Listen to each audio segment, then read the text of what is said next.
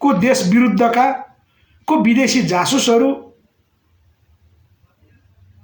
र को बाह्य शक्तिद्वारा सञ्चालित र तिनीहरूका चाहिँ संरचनाहरू के हुन् भन्ने कुरा हामीले चाहिँ अहिलेसम्म छुट्याउन सकेनौँ। फलत नेपाल औपचारिक रूपमा 2007 साल पछिबाट पूर्णतया विदेशीको व्यवस्थापनमा अगाडि बढ्ने स्थिति विकास भयो। त्यो सारा चीज अब चिर्न पर्नेछ हामीले। त्यो भनेको अहिले प्रष्ट रूपमा नेपाल विपरीतको संविधान जो 2072 असोज 3 मा जारी भयो, यो संविधानलाई पूर्णतया विस्थापन गर्दै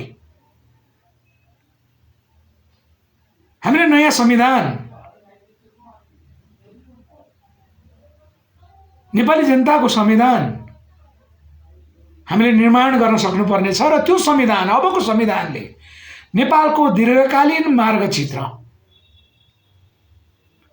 हामीले विश्वको दाँजोमा छिट्टै नेपाललाई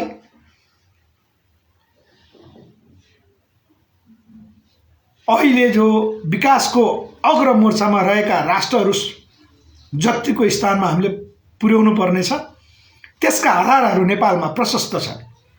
मुख्यतया नेपालको स्रोत र साधन त्यो भरिपूर्ण छ। त्यो स्रोत र साधनलाई हामीले नेपालको राष्ट्रिय नीति मार्फत, त्यो राष्ट्रिय नीति भनेको नेपालको दीर्घकालीन मार्गचित्र हुनेछ। त्यो दीर्घकालीन मार्गचित्रमा आम नेपाली जनता उत्पादनमा जोडिनु पर्नेछ। त्यस्ता योजनाहरू हामीले निर्माण गरेका छौँ, जसलाई हामीले राजनीतिको माध्यमबाट पूरा गर्नुपर्नेछ। अर्थात् नेपालको नीति हामीले तय गर्नुपर्नेछ। नेपाललाई अब ढिलोमा 20 वर्ष, ढिलोमा होइन भने हामीले चाहिँ 10 वर्षसम्म अहिले विश्वका अग्रज राष्ट्रहरू जो विकासको चरम चुली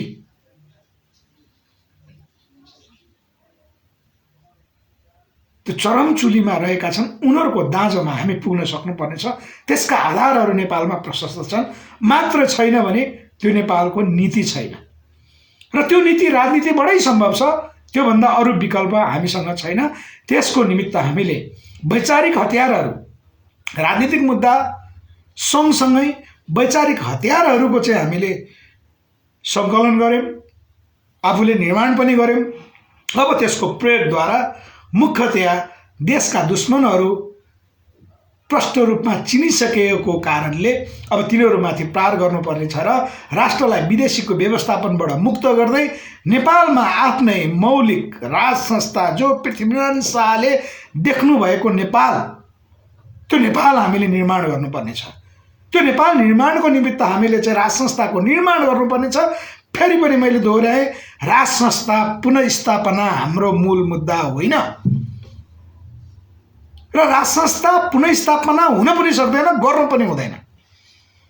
मैले सुरुमै भने किन गर्न हुँदैन भने राज संस्था पुनर्स्थापना गर्ने हो भने त्रिभुवनको हत्या भएको कुरा छ, महेन्द्रको हत्या भएको कुरा छ, बीपी र तत्कालीन राज संस्थाको एकीकरण हुन नदिने, त्यो विचारमा ब्लक गर्ने भूमिगत गिरोहको यहाँ संलग्नता छ। मदन भण्डारी हत्याकाण्ड भएको त्यो शक्ति नेपालमा छ, धर्म हत्याकाण्ड गरेको शक्ति नेपालमा छ, जसको आज सत्ता छ।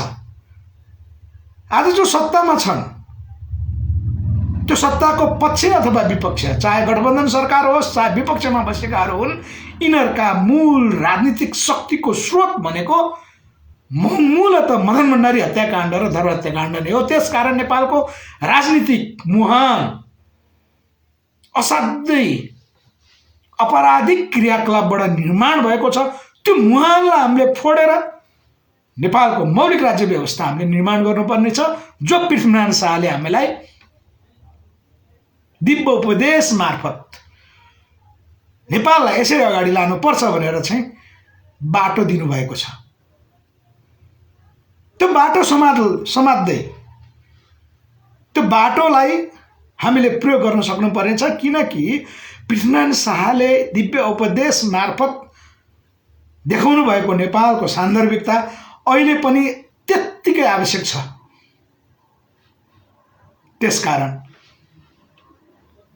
पृथ्वीनारायण शाहको मूल मार्गनिर्देशन सिद्धान्तलाई हामीले नअँगाल्दाको परिणाम नेपाल आज यो स्थितिमा पुग्यो।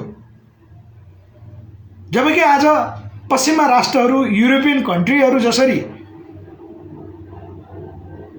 विकासको चरमचुलीमा पुगे, पछिको कुराकानी गर्ने हो भने एसियन मुलुकहरू, चाहे साउदी, चाहे दुबई, चाहे कतार, चाहे मलेसिया, चाहे सिङ्गापुर, चाहे चीन,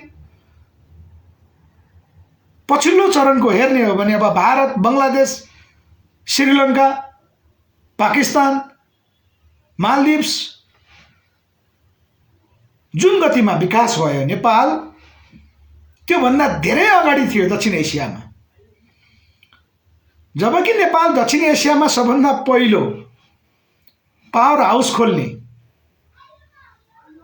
फर्पिङको 5 किलोवाटको चन्द्र शमशेरले खोल्नुभएको चन्द्रबत्ती दक्षिण एसियाको पहिलो थियो। रेलमार्गको कुरा त्यो नेपालमा विस्तार भइसकेको थियो। सुरुङ मार्गको कुरा आज विश्व सुरुङ मार्ग मार्फत विकासको गतिमा जो फड्को मारे,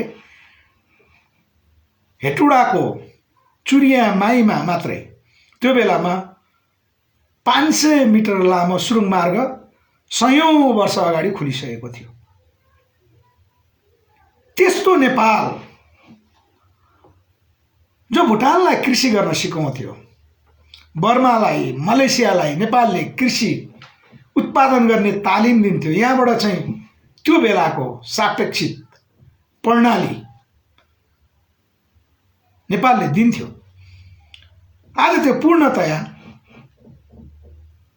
नष्ट भएको छ। त्यो नष्ट कसरी गरियो? योजनाबद्ध रूपमा नेपाल आत्मनिर्भर थियो। त्यो आत्मनिर्भर नेपाललाई कसले सकायो भन्ने कुरा प्रष्ट रूपमा आम नेपालीले अहिले बुझिसकेको अवस्था छ। त्यसकारण यी यावत कुराहरूलाई हामीले चाहिँ संश्लेषण गरेर त्यसको निचोडको स्वरूप हामीले देखेको भनेको यहाँ पृथ्वीनारायण शाह पछि राज संस्था निर्माण हुन सकेन। अब त्यो निर्माण हुन नसकेको राज संस्थालाई हामीले अहिले निर्माण गर्नुपर्ने छ। हाम्रो बाटो थियो र त्यसको निमित्त औपचारिक रूपमा हामी अब कार्यालय व्यवस्थापन गर्दै हामीसँग जोडिनुभएका, अहिलेसम्म औपचारिक रूपमा हामीले कसैलाई सदस्यता वितरण गरेका छैनौँ। केही साथीहरू अलि पहिला सिन्धुलीको, विशेष गरी योभन्दा पहिला 74 को चुनावमा भाग लिने क्रममा त्यो पनि हामीले चाहिँ अरू पार्टीको चुनाव चिन्हलाई हामी गठबन्धनमा रहेको कारणले कुनै एउटा पार्टीमा हामी 6 वटा पार्टीहरू इन्भल्भ भएर गठबन्धन बनाएर चाहिँ हामीले चुनाव लडेका थियौँ। सबै नयाँ भएको कारणले गर्दा हामीले चाहिँ काहीँ जित हासिल गर्ने कुरा त थिएन र जित्ने लक्ष्य पनि थिएन। हाम्रो मूल मुद्दा त्यही बेलामा पनि थियो, त्यो मुद्दालाई हामीले चाहिँ जनतासम्म लाने र चुनावलाई उपयोग गर्ने हाम्रो नीति थियो। त्यही अनुसार हामीले गर्दाखेरि केही साथीहरूलाई चाहिँ हाम्रो पार्टी नेपालको सदस्य भनेर परिचय गराएका थियौँ र चुनावमा पनि भाग लिनुभएको थियो। विशेष गरी सिन्धुलीमा हाम्रो सरगम गिरिजी मार्फत, रातमाटार झाँगाझोलीमा हामीले त्यो टिम बनाएका थियौँ। त्योभन्दा बाहेक औपचारिक सङ्गठन हामीले निर्माण गरेका थिएनौँ। यद्यपि पार्टी सदस्यता कार्ड बनाएको हामीले धेरै वर्ष भएको थियो। अब त्यसलाई औपचारिक रूपमा हामीले चाहिँ पार्टी सङ्गठन निर्माण को बाटोमा हामी जानेछौँ र हामी महाराजगञ्ज टिचिङ हस्पिटल रोड, जसलाई धारा रोड भनिन्छ, लोकेसनको हिसाबले अहिले सबैलाई बुझ्न सजिलो, निर्मल निवासको ठिक अपोजिट हाम्रो जनसम्पर्क कार्यालय खुलेको छ। अब हामी जति पनि साथीहरू छौँ नियमित रूपमा यहीँ भेटघाट गर्ने, यहीँबाट चाहिँ कार्य सञ्चालन गर्छौँ र अब हामी मूलधारको राजनीति, त्यो राजनीतिको बाटोमा हामी अगाडि बढ्नेछौँ र छिट्टै लक्ष्य हासिल गर्नेछौँ। हामी जति छिटो लक्ष्य हासिल गर्नेतर्फ उन्मुख हुन्छौँ, जति धेरै साथीहरू जोडिनुहुन्छ, नेपाल राष्ट्रको मुक्ति त्यति चाँडो छ। ल सीता रिजालजी नमस्कार। एवानजी पनि आउनु भएको थियो, मैले हेर्दा हेर्दै तपाईँहरूको प्रतिक्रिया पढ्न सकिनँ। खास औपचारिक नमस्कार, हेलो हाई भन्ने छ। सम्पूर्ण साथीहरूलाई चाहिँ स्वागत छ। धेरैजना हेर्ने साथीहरू हुनुहुन्न। यो आज हाम्रो औपचारिक कार्यालय खुलेको जानकारीका साथै अब हामी सङ्गठन निर्माणमा अगाडि बढ्यौँ है भन्ने हिसाबले सबै सामाजिक सञ्जालमा जोडिनुहुने साथीहरूलाई जानकारी होस् भन्ने हेतु हामीले आजको लाइभमा बोल्छौँ। यो लाइभ त्यसैको निमित्त हो। अरू विशेष राजनीतिक विषयवस्तु अब हामी पुराना पार्टीको विश्लेषण पुराना पार्टीहरूले गर्छन् भन्ने कुरा छैन। हामी त्यतातिर जान चाहँदैनौँ। हाम्रो एउटै बाटो, अबको एउटै बाटो, हाम्रो एउटै लक्ष्य, सबैको एउटै लक्ष्य। यो संविधानलाई जसरी हुन्छ विस्थापन गर्दै राज संस्था सहितको नयाँ संविधान निर्माण हाम्रो बाटो हुनेछ। सीता रिजालजीले हार्दिक बधाई अनि सफलताको शुभकामना भन्नुभएको छ। ल धन्यवाद सीताजी। तपाईँ एउटा सशक्त महिला हुनुहुन्छ। तपाईँसँग जुन पहिलो भेटमा हामीले जति कुराकानी गऱ्यौँ सम्भवतः तपाईँले हामीलाई त्यो भेटमा जति बुझ्नुभयो बिस्तारै बुझ्दै जानुहुनेछ। हाम्रो सफलताको शुभकामना भन्दा पनि हामी सबै अब त्यसमा जोडिनुपर्नेछ। यो पार्टी, हाम्रो पार्टी नेपाल एउटा दलको रूपमा नभइकन सिङ्गो नेपालको नेतृत्व गर्ने एउटा नेपालको मोर्चा बन्नुहोस्। र त्यो मोर्चा भनेको मिडियाकर्मी साथीहरू, विभिन्न क्षेत्रका पेसागत सङ्गठनका चाहिँ साथीहरू, उहाँहरू सबै जोडिनुपर्नेछ। यद्यपि पेसागतको कुराकानी गरिरहँदाखेरि हाम्रो पार्टी नेपालले नेपालको मूल राष्ट्रिय नीतिको बहस गरिरहँदाखेरि पार्टीको संरचना त्यो संविधानमै उल्लेख भएको हुनुपर्छ भनेका छौँ। र अबको संविधानले नै ट्रेड युनियनको संरचना पेसागत सङ्गठनहरूमध्ये श्रमिकहरूको हक हितको लागि जो भनियो आजसम्म त्यो विदेशीको व्यवस्थापन अन्तर्गत आएको हुनाले श्रमिकहरूको नाममा जो ट्रेड युनियन बन्यो त्यो ट्रेड युनियन पूर्णतया साम्राज्यवादी शक्तिहरूको संरचनाको रूपमा हामीले लिन्छौँ। त्यसकारण हामी ट्रेड युनियन त खोल्छौँ तर पार्टीका सङ्गठनको ट्रेड युनियन हामी खोल्न दिँदैनौँ। हाम्रो त्यो संरचना हुने छैन। पेसागत सङ्गठनका साथीहरूले फेरि पछि यी विषयहरू जस्तो निजामती कर्मचारीको सङ्गठन, त्यो एउटै सङ्गठन, कर्मचारीहरूको एउटै पेसागत सङ्गठन बाहेक हाम्रो पार्टी नेपालको राजनीतिक संरचना अरू हुँदैन। शिक्षक र निजामती कर्मचारीहरूको, शिक्षकहरूको पनि सम्पूर्ण शिक्षकहरूको एउटै सङ्गठन बाहेक, पेसागत एउटै सङ्गठन बाहेक, जस्तो पत्रकार साथीहरूको पनि एउटै सङ्गठन बाहेक हामी पार्टीका सङ्गठनहरूको निर्माणको त्यसको हामी खिलाफमा छौँ। र बिस्तारै अभियान चल्दा अब यस्तै अभियानहरू देशव्यापी रूपमा चल्नेवाला छ। हाम्रो सङ्गठन निर्माण भइसकेपछि हाम्रो सङ्गठनले त्यो कार्यक्रमहरू गर्नेछ। जस्तै पहिलो चरणमा सम्भवतः त्यो निर्णय गर्ने भएको हुनाले हाम्रो प्रस्तावको रूपमा रहेको छ। अब सङ्गठन निर्माण मार्फत पहिलो चरणमा हामीले गाउँ केन्द्रित कार्यक्रमहरू बढी गर्नेछौँ। किनकि हामी नयाँ पार्टी भएको कारणले गर्दा, यो विचार नयाँ भएको कारणले गर्दा हाम्रा सङ्गठनहरू इमान्दार पात्रहरू भनेको ग्रामीण क्षेत्रमै बढी पाइन्छ। सहरी क्षेत्रमा त अवसरवादी भन्दा बाहेक, सहरी क्षेत्रमा अपवाद बाहेक अवसरवादी भन्दा कोही हामीले पाउँदैन। त्यसको निमित्त सङ्गठन गाउँमा चाँडै बन्ने हामीले देख्छौँ र गाउँबाट हामी हाम्रा कार्यक्रमहरू चाहिँ स्टार्ट गर्छौँ। गाउँबाट कार्यक्रम स्टार्ट गर्दाखेरि हाम्रा पहिलो कार्यक्रमहरू अब आइएनजीको कोही सदस्य छन् भने उनीहरूलाई इमान्दारीपूर्वक राजीनामा दिनको निमित्त हाम्रो सङ्गठनले निर्णय लिन्छ। जहाँसम्म लाग्छ यो अहिलेसम्मको अनौपचारिक छलफलमा आएको हुनाले अब हामी आइएनजिओको संरचना र त्यो आइएनजिओ अन्तर्गत चल्ने एनजिओहरूमाथि हाम्रा सङ्गठनहरू परिचालित हुन्छ। उनीहरूलाई बुझाइन्छ, उनीहरूलाई सम्झाइन्छ। शिक्षकहरूलाई त्यसपछि शिक्षकहरूलाई राजनीतिक सङ्गठनको सदस्यताबाट राजीनामा दिनको निमित्त हाम्रा अपिलहरू हुन्छन्। त्यो अनुसारका कार्यक्रमहरू बन्नेछन्। निजामती कर्मचारीहरू उहाँहरूमाथि पनि हाम्रा त्यस्तै कार्यक्रमहरू चल्नेछ। यी सँगसँगै हामी उत्पादनको कार्यमा समेत अगाडि बढ्ने हुँदा हाम्रो पार्टी नेपालको मूल आधार उत्पादन सहितको जनाधार हाम्रो उत्पादनको नीति हुनेछ। त्यो नीति अनुसारको कार्यक्रम बन्नेछ र त्यो कार्यक्रम अनुसार नेपालमा उत्पादन भएको कुनै पनि कृषि उपजलाई पहिलो प्राथमिकता दिने गरेका अबका कार्यक्रमहरू हाम्रो पहिलो चरणका कार्यक्रमहरू आइएनजिओ माथिको निगरानी, त्यो आइएनजिओ अन्तर्गत चल्ने एनजिओ माथिको निगरानी, निजामती कर्मचारी र शिक्षक कर्मचारीहरू जो राजनीतिक सङ्गठनमा आबद्ध छन् उनीहरूमाथिको निगरानी सँगै उत्पादन माध्यम मार्फत हाम्रा कार्यक्रमहरू सञ्चालन हुनेछन्। जस्तै उदाहरणको निमित्त मैले केही वर्ष पहिला यो विषय बोल्ने गर्थेँ। अब चाहिँ औपचारिक सङ्गठन मार्फत यी कार्य भएको हुनाले, किन हामी देशभक्त हो भने यी कार्य स्टार्ट गर्नुपर्छ, यी कार्य सुरुवात गर्नुपर्नेछ। हामीले 1 वर्ष 2 वर्ष अगाडि पनि कुराकानीहरू राख्थ्यौँ, अलि पहिला पनि कुराकानीहरू राख्थ्यौँ, किन हामीले विचार दिने चरणमा त्यो समयमा हामी थियौँ।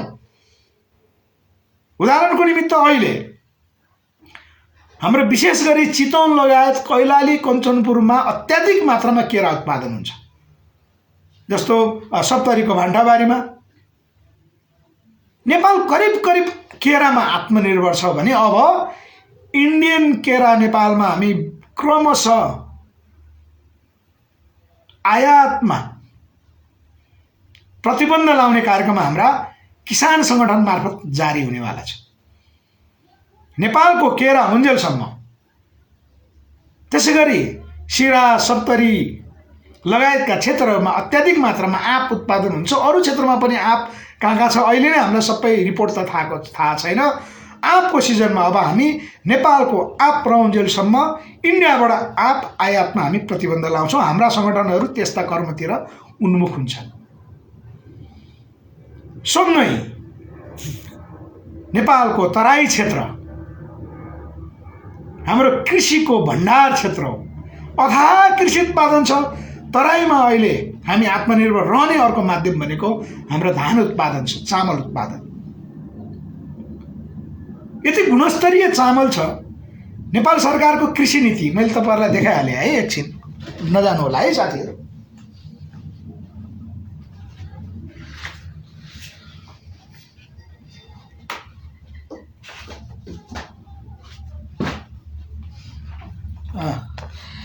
नेपालको कृषि नीति त एकातिर छ। यो किताब हेर्नुस्, यो 2072 सालमा कृषि नीति नेपाल सरकारको कृषि विकास मन्त्रालयका प्रतिबद्धताहरू यो घोषणा गरेको रहेछ। यो मैले पढेँ। कृषि नीति छैन, हामीलाई थाहा छ। आज भर्खर रामेसापको एकजना कृषक आउनु भएको थियो, उहाँसँग हाम्रो कुराकानी भएको थियो। उहाँले के भन्नुहुन्थ्यो भने, बाबु मकै र धान त्यो त हाम्रो यहाँको चाहिँ जो लोकल मकै हुन्छ यहाँबाट बिउ उत्पादन गर्थ्यौँ, हामीले त्यही लगाउँथ्यौँ। तर किनेर ल्याएको मकैबाट बिउ उत्पादन हुँदैन रहेछ, यो त खत्तम रहेछ बाबु भन्नुहुन्थ्यो।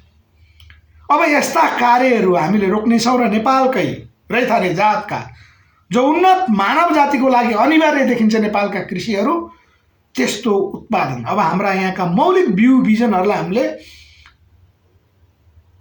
संरक्षण गर्दै त्यसलाई वृद्धि गर्दै नेपालको कृषि रणनीति नेपाल सरकारले जे ल्याओस्, हामीले त्यो सरकारसँग सरकार रहँदैन। अब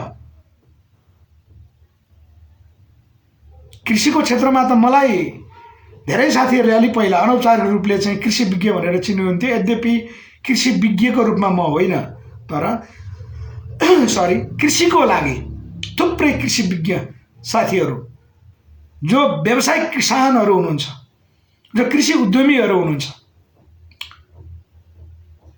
र काठमाडौँ उपत्यकामा निकै चर्चामा रहनु भएको अहिले पछिल्लो चरण टनल खेती मार्फत अगाडि आउनुभएका साथीहरू, थोपा सिँचाइ प्रविधिमा त्यो प्रविधि नेपालमा भित्र्याउने हाम्रा श्रीकृष्ण अधिकारीजीहरू जो सलोम एग्रिकल्चर मार्फत आम नेपाली किसानलाई त्यो प्रविधि दिइरहनु भएको छ। जो इजरायलको हामी कृषि प्रविधि नेपालमा भित्र्याउने जो बहस गरिरहेका छौँ, त्यो श्रीकृष्ण अधिकारी लगायतका टिमहरू थुप्रै काठमाडौँमा चाहिँ तरकारी खेतीमा आबद्ध हुनु भइरहेका र प्रविधिमा काम गरिरहनुभएका साथीहरू हामी छौँ। त्यसकारण हाम्रो सम्पर्क कृषि विज्ञ साथीहरू हुनुहुन्छ, हाम्रो सम्पर्क छ, त्यस्ता साथीहरू हामी छौँ। तर म स्वयं आफै चाहिँ कृषि विज्ञको रूपमा होइन, म स्वयं आफू एउटा रामेछाप जिल्लामा पहिलो औपचारिक रूपमा चिया खेतीको विस्तार गर्ने म व्यवसाय किसान त हो। रामेछापमा चियाको ठुलो अध्ययन गरियो। आज खुसी लागेछ रामेछाप जिल्लाले समेत त्यो चिया खेतीलाई चाहिँ यो क्षेत्रमा हुने रहेछ भनेर चाहिँ त्यहाँको स्थानीय सरकारले पहल कदमी लिएको छ र सुनापति गाउँपालिकामा त्यो गाउँपालिकासँगै उत्पादनमा लागेको छ। जबकि रामेछापको फुलासी भोटनागी भन्ने ठाउँमा हामीले झन्डै सबै किसानहरू समेत गर्दाखेरि 1000 रोपनीमा चाहिँ हामीले लगाइसकेका छौँ र त्यो उत्पादनको चरणमा आछ। हामीले मेसिनहरू राख्नको निमित्त यो त्योभन्दा पहिला आजभन्दा पहिला केही अवरोधहरू भएको कारणले गर्दा हामी 2 वर्ष ढिला भयौँ, तर अब हामी राख्दैछौँ।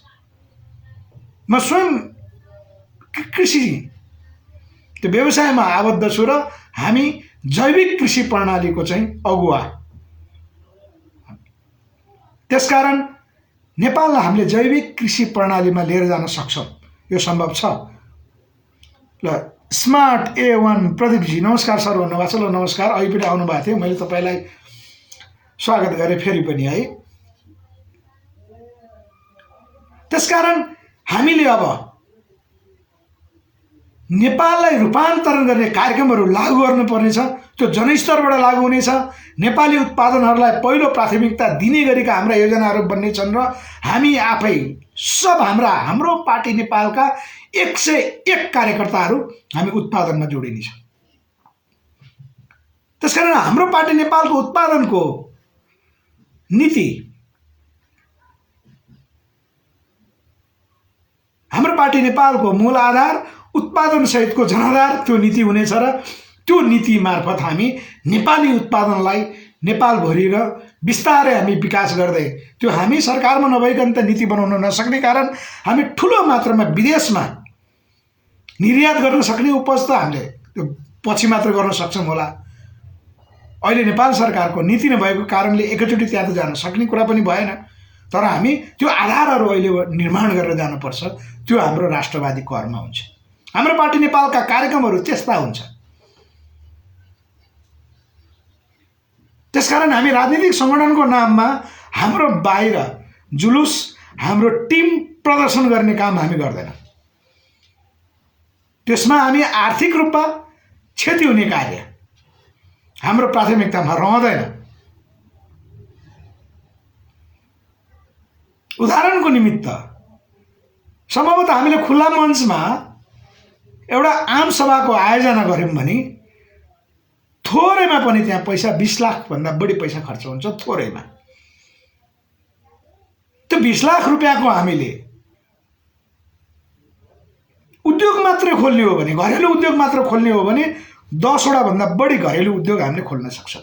किनकि हामीले केही समय पहिला भनेको झन्डै 4 वर्ष भयो, त्योभन्दा अगाडि हामीले चाहिँ निरन्तर 1 वर्ष कार्यक्रम गऱ्यौँ।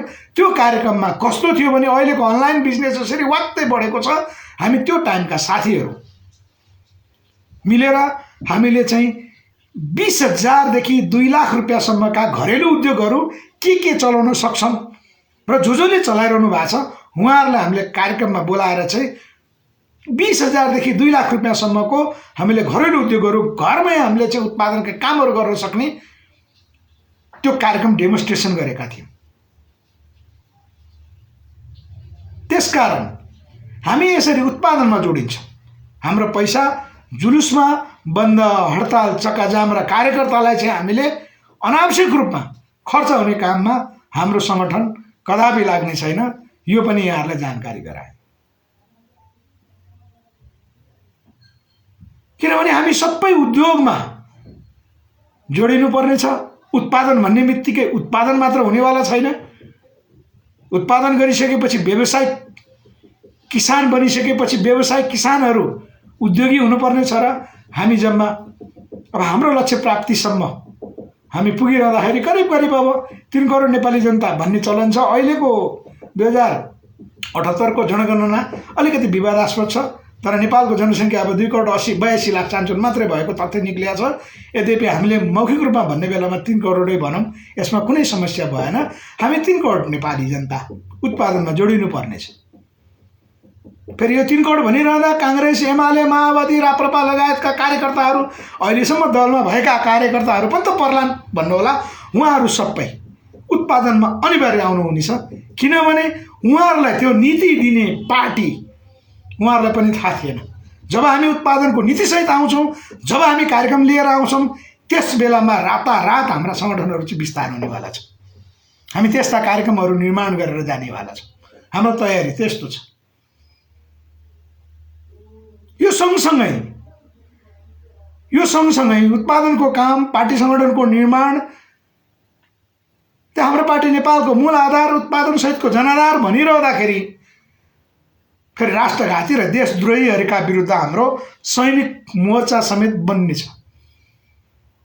त्यो सैनिक सिंहै उत्पादनको मोडलमा हुनेछ। जसरी नेपालमा 2007 सालभन्दा अगाडि सैनिक संरचना जो थियो, पृथ्वीनारायण शाहले निर्माण गर्नुभएको सैनिक संरचनालाई हामी फेरि निर्माण गर्नेछौँ।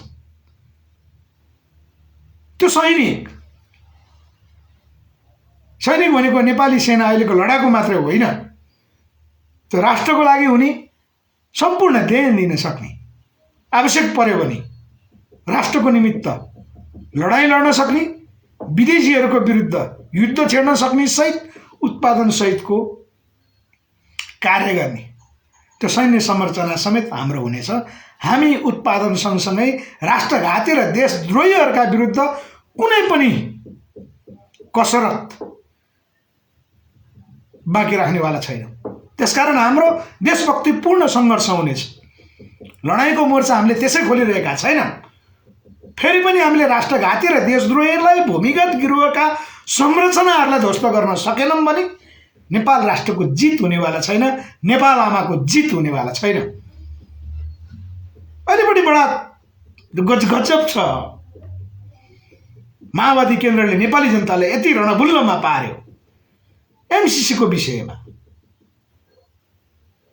नेपाली कांग्रेसले त बरु खुला उसको उदारवादी अर्थनीति, उसको सिद्धान्त भएको हुनाले उसले खुला एमसीसी पास गर्नुपर्छ भने, विदेशबाट अनुदान लिनुपर्छ, ऋण लिनुपर्छ र नेपाल विकास गर्नुपर्छ, उसको आफ्नो सिद्धान्त अनुसार उसले खुलमखुला भने। तर माओवादी जस्तो जो कम्युनिस्ट सिद्धान्तबाट अगाडि बढेको पार्टी, जसको चरित्र वर्ग सङ्घर्षको चरित्र हो, यद्यपि हाम्रो पार्टी नेपालले नयाँ राजनीतिक विचार समेत अगाडि बढाएको हुनाले हामी वर्ग सङ्घर्ष मान्दैनौँ। वर्ग सङ्घर्ष हुँदैन, किनभने हामी समाजमा श्रमजीवी वर्ग र पुँजीपति वर्ग, दलाल पुँजीपति वर्ग भनेर चाहिँ त्यो वर्ग हामी छुट्याउँदैनौँ। किनभने हामी मूलतः मान्छे हो, हाम्रो वर्ग मान्छे हो। यो दर्शनको विषयमा म अरू कुनै दिन यही टाइटल राखेर म आउँछु। हाम्रो वर्ग मूलतः हामी मान्छे वर्गका हौँ। वर्गको परिभाषा अहिले पनि डिक्सनरीमा, नेपाली शब्दकोशमा प्रष्ट लेखिएको छ। वर्ग भनेको जसको गुण, चरित्र र अस्तित्व अर्कोसँग ठ्याक्कै मिल्दैन, जसको आफ्नो मौलिक हुन्छ त्यसको वर्ग विशेषता हुन्छ। जसको गुण, चरित्र र अस्तित्व अर्कोसँग मिल्दैन त्यो आफैमा एउटा वर्ग हो। त्यसकारण मान्छेको गुण, चरित्र र अस्तित्व न जनावरसँग मिल्छ, न चरासँग मिल्छ, न रुख बिरुवासँग मिल्छ, न घाँसपातसँग मिल्छ, न अरू कोहीसँग मिल्छ। हामी मान्छे आफैमा एउटा वर्ग हो, हाम्रो वर्ग नै मान्छे हो। यो श्रमजीवीहरू, पुँजीपति भनिन्छ, यी सबै समुदाय हुन्। समूह भन्न मिल्यो, समुदाय भन्न मिल्यो अलिक ठुलो छ भने उनीहरूका आकार ठुलो हुन्छ। श्रमिकहरूलाई शोषण गर्ने समूहहरू हुन्छ, त्यो झुन्डहरू हुन्छन्। अझ उनीहरूलाई हामी वर्ग भन्दैन। त्यस्ताहरू दुश्मन हुन्, त्यस्ताहरू राष्ट्रको दुश्मन हुन्, देशभक्तहरूको दुश्मन हुन्। र हामी मान्छे वर्गको भनिसकेपछि हाम्रो वर्ग चरित्र अनुसार कम्युनिस्टले व्याख्या गर्ने जस्तो सर्वहाराको नाममा खाली खुट्टा हिँड्न पर्ने, राम्रो लुगा लाउन नहुने, राम्रो घरमा बस्न नहुने, स्वास्थ्य उपचार राम्रो गर्न नहुने, राम्रो शिक्षा दिन नहुने हामी भन्दैनौँ। हामी उत्पादन सहितको हाम्रो सङ्गठन बन्ने हुनाले हामी अहिलेका पुँजीपतिभन्दा स्ट्यान्डर्ड लाइफ हामी बिताउन सक्षम हुन्छौँ। किनभने हामी व्हाइट मनी कमाउँछौँ, हामी उत्पादन मार्फत राष्ट्रलाई नि शक्ति सम्पन्न बनाउँछौँ। हरेक व्यक्ति सम्पन्न हुने हाम्रा कार्यक्रमहरू बनाएका छन्। त्यसै भनिरहेका छैनौँ हामीले। हाम्रो पार्टी नेपालको मूल आधार उत्पादन सहितको जनाधार त्यसै भनिरहेका छैनौँ।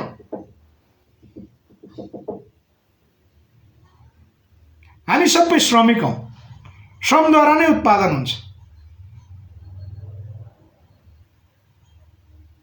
ल सर्जन कठायतजीले भन्नुभएको छ आजको टपिक के हो सर भन्नुभएको छ। आजको टपिकै त्यहाँ लेखिया होला, मैले लेखेको छु, तपाईँले हेर्न बिर्सिनुभयो होला सर्जनजी। आजको टपिक हाम्रो पार्टी नेपालको जनसम्पर्क कार्यालय खुलेको र अब सङ्गठन निर्माणमा हामी अगाडि बढेको जानकारी सबैलाई दिनको निमित्त यो लाइभ आजको लाइभ हो। त्यसकारण आजको टपिकै त्यही जानकारी। कार्यालय हाम्रो जनसम्पर्क कार्यालय महाराजगञ्ज कामनपा 3 निर्मल निवासको अगाडि खुलेको छ र अब हामी औपचारिक रूपमा चाहिँ सङ्गठन निर्माणमा जान्छौँ र हाम्रो सङ्गठनले के कार्यक्रमहरू गर्छ, कस्ता कस्ता राजनीतिक कार्यदिशाहरूलाई सङ्गठनले अगाडि लिएर जान्छ, जनतासम्म कसरी पुग्ने र राष्ट्रघाती देशद्रोहीहरूका विरुद्ध अब हाम्रो सङ्गठन कसरी चाहिँ लाग्छ, त्यसका कार्यक्रमहरू कस्तो बनाउनुपर्छ, हामीले अहिले के सोचिरहेका छौँ भन्ने विषय आज फेसबुक लाइभमा जानकारी दिउँ भन्ने हिसाबले हामी लाइभमा आएका छौँ। आजको टपिक यही नै हो सर्जनजी।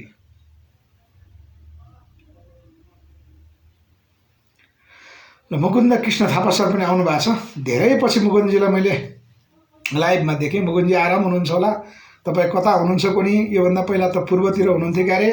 हाम्रा कैयौँ फेसबुक लाइभलाई तपाईँले युट्युबमा अपलोड गरिदिनुहुन्थ्यो, तपाईँलाई धेरै धेरै धन्यवाद। अहिले चाहिँ हामी आफैले पनि युट्युब बनाएर चाहिँ प्रसारण गर्छौँ। हेर्न चाहनेहरूको लागि त्यो छ। र हामी अब मूलतः नेपालको मूलधारको राजनीतितर्फ उन्मुख हुनाले हाम्रो लक्ष्य कसरी हासिल गर्ने भन्ने विषयमा हामी अब त्यो निर्माण राष्ट्र संस्थाको निर्माण, त्यो राष्ट्र संस्थाको निर्माण गर्नको निमित्त पार्टीको सङ्गठन निर्माण, हामी निर्माणको चरणमा अब हामी प्रवेश गरेका छौँ। आजसम्म जति विचारहरू, जति बहसहरू हामीले गऱ्यौँ, हाम्रो निष्कर्ष निक्लिया छ अहिलेसम्म। अब त्यो वैचारिक हतियार जसलाई हामीले नामाङ्करण गरेका छौँ, हाम्रो पार्टी नेपालले वैचारिक हतियार, त्यो वैचारिक हतियार निर्माण गरेको छ। त्यो वैचारिक हतियार भनेको हाम्रो यो संविधानलाई विस्थापन गर्दै नयाँ राज संस्थाको निर्माणको निमित्त त्यो हतियारहरू प्रयोग हुनेछन्, जसको निमित्तै डकुमेन्ट बनिसकेको छ। यो नयाँ राज्य प्रणाली सहितको आगामी शासन व्यवस्थाको प्रस्ताव यो बनाएको छ। यो संविधानको स्वरूपमा पनि थियो, यसलाई हामीले राजनीतिक प्रतिवेदनको रूपमा तयार गरेका छौँ। अब यो डकुमेन्ट हामी गोलमेच छलफल मार्फत हामी यसलाई मूर्त रूपमा दिन्छौँ। अहिलेसम्म अनौपचारिक गोलमेच छलफलबाट यतिसम्म तयार भएको छ। यो डकुमेन्टमा यो प्रस्ताव नयाँ राज्य प्रणाली सहितको नयाँ व्यवस्थामा के हुन्छ भन्ने राजनीतिक प्रस्ताव यसमा चाहिँ पहिलादेखिको विशेष गरी पृथ्वीनारायण शाहको समय पछाडिबाट नेपाल निर्माण भयो, त्यहाँ घात अन्तर्घातका श्रृङ्खलाहरू के भए, त्यो राजनीतिक सीमावलोकनको रूपमा हामीले चाहिँ समीक्षा गरेका छौँ। हाम्रा निष्कर्षहरू आएका छन्। त्यस्तै 2017 पौष 1 को घटनालाई हामीले चाहिँ राजनीतिक दलहरूमाथिको प्रतिबन्ध त्यसलाई हामीले गलत मानेका छौँ। यद्यपि निरङ्कुश पञ्चायती व्यवस्थामा महेन्द्र जो राजा हुनुहुन्थ्यो, उहाँले 10 वर्षको दौडान गर्नुभएको, 11 वर्षसम्म त अब उहाँलाई 1 वर्ष त तयारी गर्न लाग्यो होला, 10 वर्षको दौडान 2017 पौष 1 देखि 2028 सम्म जो उहाँले कामहरू गर्नुभयो, त्यो कामको हामी निकै प्रशंसक हो र उहाँले लिनुभएका नीतिहरूलाई हाम्रो पार्टी नेपालले लिएको छ। त्यसकारण हामी पृथ्वीनारायण शाहलाई मानिरहँदाखेरि पृथ्वीनारायण शाहको गुण विकास गरौँ भन्छौँ। पृथ्वीनारायण शाहलाई मान्नु भनेको पृथ्वीनारायण शाहको नीतिलाई लिनु हो। पृथ्वीनारायण शाहले त आफै ल नरविन गुरुङजी दर्शन हौ गोविन्द सर भन्छ। ल हौ नवीन गुरुङजी, के अरे नरविन गुरुङजी, सूर्यजी है, सरी तपाईँको नाम मलाई असाध्यै सूर्यजी भनिरहेको। तपाईँको बुवा बितिसक्नु भइसकेपछि हामी बुवा सँगसँगै पनि आन्दोलनमा मुभमेन्टमा थियौँ। बुवा सिनियर हुनुहुन्थ्यो, तपाईँको पनि बुवा बित्नु भएको छ, हाम्रो पनि बुवा बित्नु भएको छ, हामी सबैको बुवा बित्नु भएको छ, अग्रजहरू बित्नु भएको छ। हामी अब यो देशको जिम्मेवार बन्नुपर्छ। हाम्रा बुवाहरूले सङ्घर्ष गर्नुभएको, नरवनजीको बुवा सूर्यजीले पनि त्यत्रो। हामी सँगसँगै सङ्गठनमा आबद्ध भएर यो राष्ट्रको निमित्त लड्दा लड्दै उमेरले बित्नु भएको हो, त्यो एउटा विषय रह्यो। तर हाम्रा बुवाहरूको पुस्ता गयो, अब हाम्रो पुस्ता जानुहुन्न। हाम्रो पुस्ता गयो भने हाम्रा छोराछोरीहरूले, हामीभन्दा पछिका पुस्ताले हामीलाई सराप्छन्। अब हामी हाम्रो पुस्ता, त्यो पुस्ताको लागि हामी इतिहास निर्माण गर्ने चरणमा भएको हुनाले राष्ट्रघाती र देशद्रोहीहरूलाई सध्याउन सकेनौँ भने हामी त्यसको चाहिँ भागीदार हुन्छौँ। हामीले राष्ट्रघाती र देशद्रोहीलाई नसिध्याउने हो भने हामी पनि राष्ट्रघाती देशद्रोही हुनुको विकल्प के पनि छैन, होइन नरविनजी? हामीले गर्न सक्नुपर्ने छ। त्यसकारण हामी के हुन्छ, अब कसो होला भन्ने विषय, अब त्यो हाम्रो लागि तपशीलको विषय हो। यो देशलाई कता लाने, यो देश कस्तो बनाउने, त्यो हाम्रो जिम्मेवारीमा हुनुपर्छ। हाम्रो भनाइ थियो कस्तो होला के होला भन्ने होइन, अब कस्तो गर्ने, के गर्ने, कसरी गर्ने, हाम्रो सङ्गठन त्यतातिर चाहिँ आबद्ध हुन्छ। त्यसकारण अबको नेपाल भनेको हाम्रो विचारको उपज हुनेछ। नेट प्रब्लम छ गोविन्द सर मेरो भन्नुभएको छ। ठिक छ नरविनजी, नेट प्रब्लम यहाँ पनि अलिक कमजोरै छ, किनभने अलिक माथि नेट, तल यहाँ सम्पर्क कार्यालय मार्फत मैले यो लाइभ गरिरहेको छु।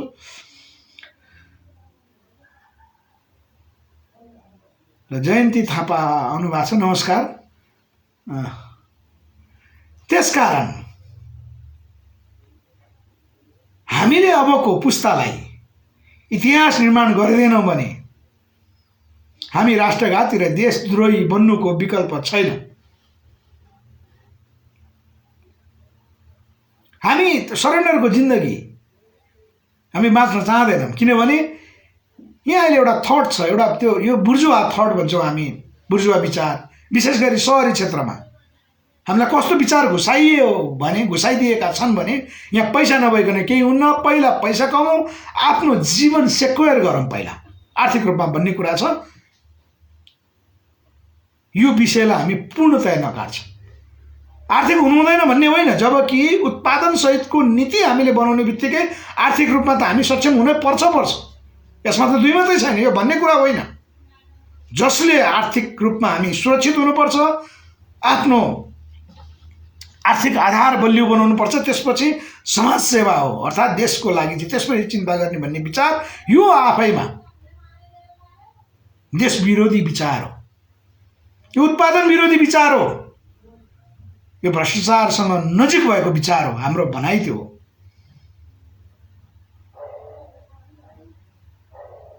त्यसकारण सहरी क्षेत्रमा यस्ता विचारहरूलाई बढी राख्ने भनेको खुला उदारवादी, विशेष गरी कङ्ग्रेसले। अहिले त कम्युनिस्टका धेरैले भन्छन् त्यो विषय, फेरि त्यो सजिलो पनि छ, किनभने सहरी क्षेत्रमा त जीवन बाँच्नलाई यति गाह्रो छ। मैले फेरि पनि यो उदाहरण दोहोऱ्याएँ, किनभने यो एउटा प्रशासन चलाइसकेको मान्छे, उहाँहरूको अनुभवहरू हामीले चाहिँ लिनुपर्छ, त्यो वास्तविक हुन्छ। रमेश खरेल जसले सुशासन पार्टी अहिले खोल्नु भएको छ, हामी उहाँहरूसँग छलफलमा गयौँ। उहाँहरूले राज संस्थालाई एक्सेप्ट गर्नु भएन, राज संस्था निर्माणको बाटोमा अगाडि बढ्नुपर्छ भन्दा उहाँहरूले एक्सेप्ट गर्नु भएन। उहाँहरू झन्डै झन्डै साझा विवेकशीलको अर्को रूपको पार्टी, जो साझा विवेकशीलहरू अहिले अलिकति विवादास्पद छ। रविन्द्र मिश्रजीहरू राज संस्थामा जानुपर्छ कि के हो भनेर चाहिँ बहस चलाउनु भएको छ।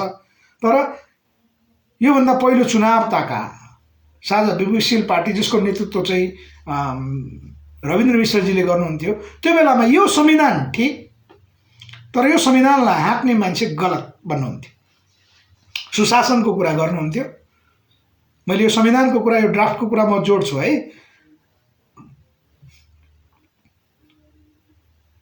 रमेश खरेलजीहरूको पार्टी त्यस्तै छ। उहाँहरू धर्मनिरपेक्षता चाहनुहुन्छ, संघीयता, यो प्रादेशिक संघीयता चाहिँ उहाँहरूले मान्नुहुन्न। यसर्थमा त्यो विषयमा मिल्छ पनि कुरो। अधिकार निक्षेपीकरणको कुरा पुरानो ओडा र गाविसलाई चाहिँ अधिकार सम्पन्न बनाउने विषयमा त मिल्छ। उहाँहरूले अनुभव के राख्नुभयो भने प्रहरीको अधिकृत हुँदा समेत काठमाडौँमा खर्च धान्नलाई समस्या हुन्थ्यो अरे, सकिँदैन थियो अरे। त्यसको निमित्त एक्स्ट्रा कमाइ गर्नु पर्थ्यो। एक्स्ट्रा कमाइ भनेको चाहिँ म चाहिँ 5 वर्ष विदेशमा बसेको कारणले चाहिँ त्यो व्यवस्थापन गर्न सकेँ भनेर रमेश करेलजीले भन्नुभएको छ। त्यो भनेको खर्च सानो हो र। काठमाडौँमा एउटा प्रहरीको अधिकृत बाँच्न सक्ने अवस्था छैन भने हाम्रो यहाँको सामाजिक संरचना कस्तो होला? त्यसैले काठमाडौँको सत्य के हो भने पैसा चाहिन्छ, तर पैसा चाहिन्छ भन्ने नाममा जताबाट पनि पैसा चाहिँ भ्रष्टाचार गरौँ, जताबाट पनि पैसा सङ्कलन गरौँ, त्यो भ्रष्टाचारको बाटोभन्दा अरू बाटो हुँदैन। किनकि हामी सबै चलायमान हुन नसक्नुको कारण, नेपाली समाजको चरित्र, हाम्रो समाज व्यवस्थापन यसरी हुनुको कारण राज्य सत्ताको दोष हो। आजसम्मको राज्यको नीति हो। त्यो नीति भनेको राजनीतिक दलले अँगालेको नीति हो, किनकि ती दलले नै नेपालको संविधान बनाएको हुन्। त्यसकारण हामीलाई भ्रष्टाचार गर्नुको निमित्त त्यो संरचना नै राज्यले बनाइदिएको। यो विषय हामीले बुझ्नुपर्छ।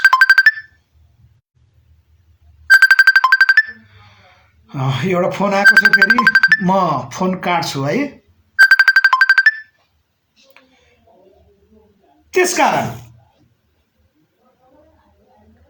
हामीलाई गलत बाटो कसले सिकायो त भन्दा जो विदेशीहरू नेपालमा हस्तक्षेप गर्न चाहन्थे, विशेष गरी पृथ्वीनारायण शाहले नेपाल राष्ट्र एकीकरण गरिसक्नु भएपछि उपत्यकामा व्यापारीको भेषमा रहेका जो पादेरीहरू थिए, जो नेपालको धर्म संस्कार संस्कृति सिद्ध्याउनको निमित्त पहिलादेखि नै यहाँ कार्यरत थिए, उनीहरू व्यापारिक रूपमा थिए, उनीहरू व्यापार पनि गर्थे, तर हाम्रो यहाँको धर्म नष्ट गर्न चाहन्थे। अर्थात् धर्मको आड भनेको हाम्रो यहाँको सभ्यता हो। त्यो सभ्यता, यो मान्छेले सभ्यताको विषयमा फेरि धेरै त्यो बुझ्न सजिलो पनि होला, कतिले कसरी बुझ्नु भएको छ। सभ्यता भनेको एउटा युगको परिवर्तन गर्ने वैज्ञानिक बाटो हो। जसरी मान्छे सभ्यताको विकास भनेको जङ्गली युगबाट मान्छे यसरी अहिले आजको संरचनामा आइपुग्नुको निमित्त त्यो सभ्यताको विकास हो। त कसरी रूपान्तरण गर्छन् भन्ने सभ्यताले सिकाउँछ। हाम्रो पूर्वीय सभ्यता भनेको हाम्रो 3टा सभ्यता छ। सबभन्दा पुरानो सभ्यता हाम्रो शिव सभ्यता, हामी पशुपतिनाथ मन्दिरलाई भगवानको रूपमा लिन्छौँ, त्यो हाम्रो सभ्यताको पहिलो रूप हो। त्यसपछि हाम्रो जनक सभ्यता, जनकपुरको, जहाँ मैथिली भोजपुरीहरू मैथिली चाहिँ सभ्यता छ, त्यो जसलाई हामी जनक सभ्यता भनेर चिन्छौँ। अर्को सभ्यता बुद्ध सभ्यता, भगवान गौतम बुद्ध भन्छौँ हामी। उहाँले त भगवान नबन्नु भन्नुभएको छ। बुद्ध पुरुष जो चेतनाले माथि उठेको एउटा मुक्त मानव, उहाँले सिकाउनु भएको छ, जसले आम मानिसको जीवन रूपान्तरण भयो, सहजतातर्फ अगाडि गयो। त्यसलाई भनिन्छ सभ्यता। नेपालको सभ्यताले के सिकाउँथ्यो भन्दा विपरीत्यमा एकत्व मिलेर बस्नुपर्छ। हामीले मान्ने आधारहरू, हामीले मान्ने प्रकृतिको पूजा मार्फत हामी एकाकारमा मिल्थ्यौँ र हाम्रो समाजलाई रूपान्तरण गर्ने विधिहरू हामीले अपनाएका थियौँ। यो विधिलाई पश्चिमाहरूले योजनाबद्ध रूपमा सिद्ध्याउनको निमित्त पश्चिमाका मोडल अनुसार यहाँ अगाडि बढाउनको निमित्त उनीहरू जो उपत्यकामा थिए, त्यसपछि पृथ्वीनारायण शाहले 1825मा नेपाल एकीकरण गरिसक्नु भइसकेपछि ती केपुचिन पादरी लगायत इसाई धर्मगुरुहरू जो 200 जना भन्दा बढी थिए, उनीहरूलाई देश निकाला गरेको थिए। त्यस बेलादेखि नेपालमा 30 शक्तिहरू हाबी भएका हुन्। यसमा दुईमत छैन, इतिहास यही हो,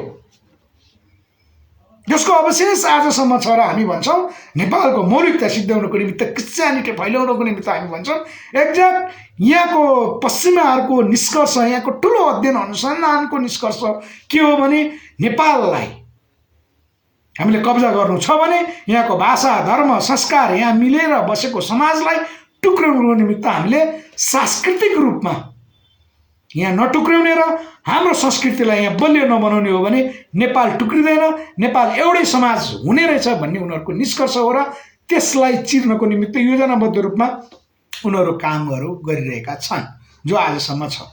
त्यसकै उपस्वरूप महेन्द्र सरकारको पालापछि आए यहाँ आधुनिक शिक्षाको नाममा पश्चिमी शिक्षाहरू जो भित्रियो त्यसले हामीलाई झन कमजोर बनाइदियो।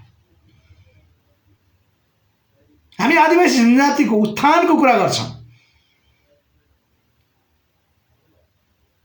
आदिवासी जनजाति बस एउटा होला, उहाँहरूलाई अहिले हामी बिचकाउन चाहँदैनौँ, तर मानव जातिको विकासको क्रममा विश्वमा जम्मा 3 ठाउँबाट मानव जातिको विकास भएको, यसमा 2 मत छैन।